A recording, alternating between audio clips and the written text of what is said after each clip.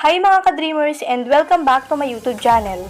For today's video, ay ipapakita ko sa inyo ang mga taong nag-i-stalk sa'yo sa Facebook o yung mga taong nagsisearch ng mga pangalan nyo sa Facebook or timeline.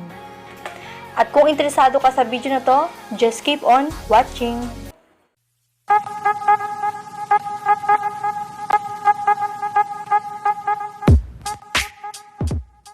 Gusto mo na bang malaman kung sino ba ang nag-i-stalk sa'yo sa Facebook gamit ang cellphone? At ngayon, mag-uumpisa na tayo. First step, kailangan nating pumunta sa Google Chrome. Siyempre, kailangan nakabukas na yung Wi-Fi and data. Alam nyo naman yun. Pagkatapos, i-search natin or itatype natin ang web.facebook.com. Ayan, pagkatapos ay pupunta tayo sa ating profile. Ayan, pag nasa profile na tayo, may mapapansin tayo sa taas, sa right side na 3 dot. Pindutin natin yan. At hanapin natin ang desktop site. Kailangan nakacheck yan. Dahil kailangan natin yan. Pagkatapos, ay pupunta na ulit tayo sa taas. At itatype natin ang web.facebook.com. Ayan. Pagkatapos ay pupunta ulit tayo sa taas at pindutin natin ang lapis. Yan. At pumunta tayo sa pinakaunahan at burahin natin ang https:// at i-type natin ang view-source:/.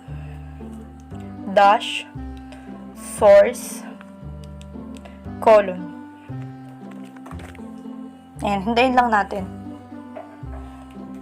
Pag nandito na tayo, scroll down lang natin sa pinakadulo para hindi tayo mahirapan.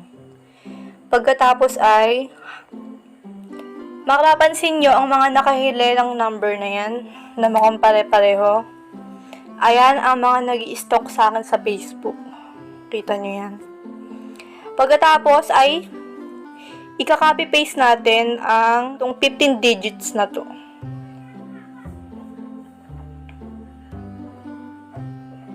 Ayan.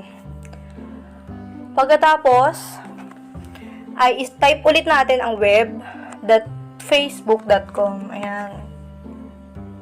Pagkatapos, ay pupunta ulit tayo sa taas. At pindutin ulit natin ang lapis. Pagkatapos, sa pinakadulo, buburahin natin yan. Hanggang dyan. Saka natin ipipaste ang number na kinapin natin kanina. At eto na ang nag-i-stalk sa akin sa Facebook. Dude SG. Shout out sa'yo. Ayan, nakita nyo na kung sino ba nag-i-stalk sa inyo sa Facebook or sa akin. Ayan, nakita nyo na. Dito na nagtatapos ang video na to. Thank you for watching.